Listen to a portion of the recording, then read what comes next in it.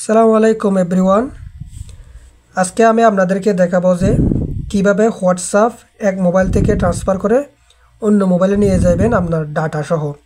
অর্থাৎ হচ্ছে আপনি পুরনো মোবাইলে কার সাথে সেটিং করেছেন, কার সাথে কথা বলেছেন এবং অনেকে দেখা যায় যে অনেক গুরুত্বপূর্ণ ডকুমেন্টস থাকে, তো এগুলা সহ কিভাবে আপনি ট্রান্সফার করে অন্য নতুন মোবাইলে নিয়ে যাবেন এটাই আপনাদেরকে দেখাবো।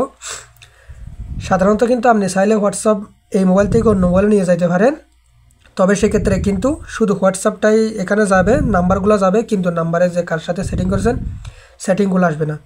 তো আমি আপনাদেরকে যে পদ্ধতিতে দেখা দিব সেই পদ্ধতিতে আপনার ডাটা সহ সব কিছু কিন্তু এখানে ট্রান্সফার হয়ে চলে আসবে।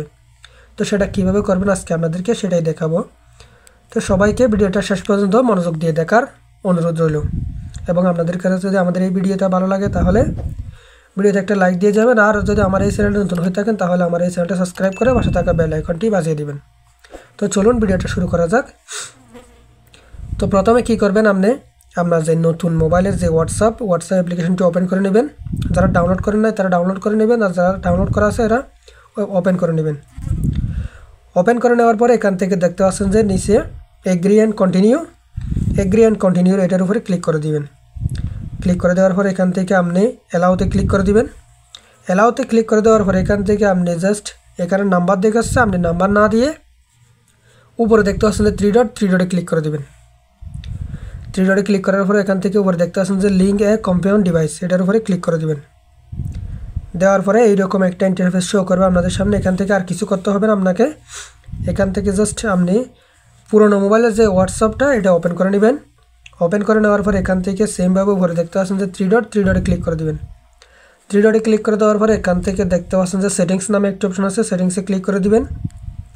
দেওয়ার পরে আপনাদের যে হোয়াটসঅ্যাপের প্রোফাইলের পাশে দেখতে পাচ্ছেন যে একটা কিউআর এটার উপরে ক্লিক করে দিবেন। ক্লিক করে দেওয়ার পরে এখান থেকে আপনি কিউআর স্ক্যান কোড এটার উপরে ক্লিক করে দিবেন। এখান থেকে যখন আপনার মোবাইলের কিউআর স্ক্যান চালু হবে এখান থেকে আপনি কি করবেন, যে নতুন মোবাইলের কিউআর এটা এখান থেকে স্ক্যান করে নেবেন। স্ক্যান করে নেওয়ার পরে এখান থেকে দেখতে পাচ্ছেন যে কিন্তু ইতিমধ্যে আমার এটা ট্রান্সফার হয়ে যাচ্ছে। তো অবশেষে দেখতে পাচ্ছেন যে আমার কিন্তু এখানে সব কিছু ট্রান্সফার হয়ে এখানে চলে আসছে। এখানে দেখতে পাচ্ছেন যে আমি কার সাথে সেট করেছি সবগুলো কিন্তু এখানে চলে আসছে।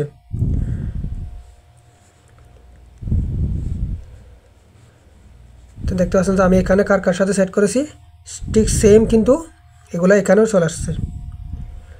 তা আপনারা চাইলে এইভাবেই কিন্তু আপনারা এই পদ্ধতিতে আপনারা পুরানো মোবাইল থেকে হোয়াটসঅ্যাপের ডাটা ট্রান্সফার করে নতুন মোবাইলে নিয়ে আসতে পারবেন, যেগুলো আপনি পুরানো সেট বা কলে কথা বলেছেন সেগুলো সহ।